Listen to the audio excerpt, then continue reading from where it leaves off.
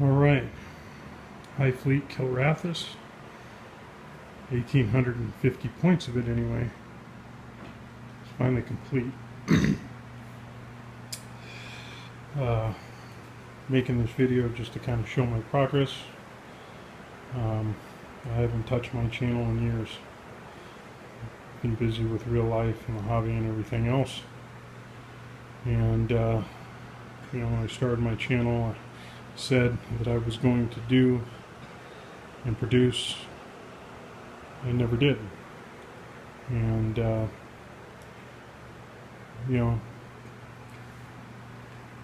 I bought the 7th edition rules back in June or July of 2014 and have yet to play a game. In December, I started collecting this army piece by piece. I want something new and something to whet my appetite a little bit. I've collected and painted many things for 40K and fantasy over many years, and I've never gotten one single project complete.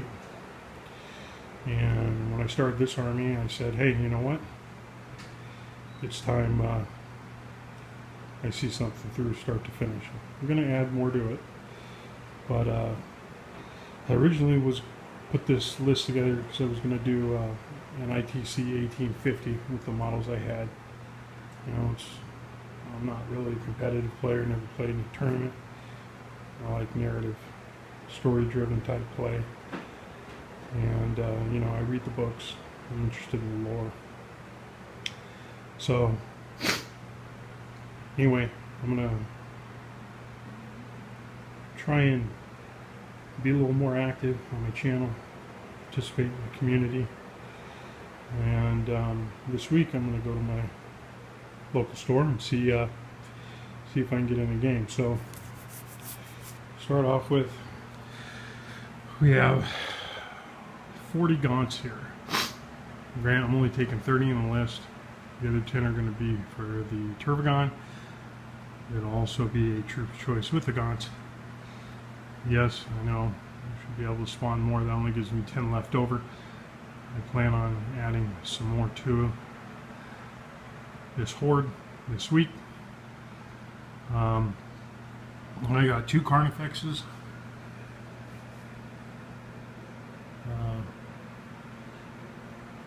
I apologize, my camera's not so good, but it's probably a little blurry. But anyway, he's got Scything Talons and Crushing Claws. I'm going to give him regeneration. And then the second Carnifex, Twin Link Devour, regeneration. And again, the Turvagon. Put Crushing Claws on her. More than likely just park her on an objective, spawn gaunts.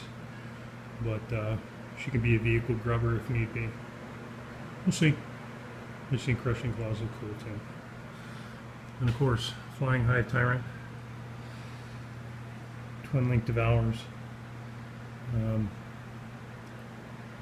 I've seen some conversion work for Twin Link Devours, and some people just modeling up Bone Sword, Lash Whip, Scything Talons, and saying they have Twin Link Devours. I went ahead and I got ones from Forge World. It was $20 US, not too bad. I like the way they look, especially on that model, rather than the smaller arms. I think the small arms on the Carnifex with the Twin Link Devours look pretty cool. It's kind of a big brute with like T-Rex kind of hands that, fire deadly larvae. I think it looks good. I've seen other conversions out there that rock as well. And many people don't take Chain Stealers, but it's what I had. And I really like the Broodlord. I think that model is awesome. I like the Broodlord and Space Hulk too, but I keep my Space Hulk separate. I love that game as is. And I got the starter box so my boy can do some more Space Marine stuff, and then allowed me to add on to the Tyranids. And then I'm just taking these 4 warriors with a Prime. Prime's got Lash Whip, Bone Sword, Death Spitter. The other 3 Scything Talons, Death Spitter, and then of course a Barbed Strangler, Scything Talons. And then just 10 Gargoyles. You know, they can work in tandem with the Hive Tyrant and the Hive Chrome. So, yeah, this is the list.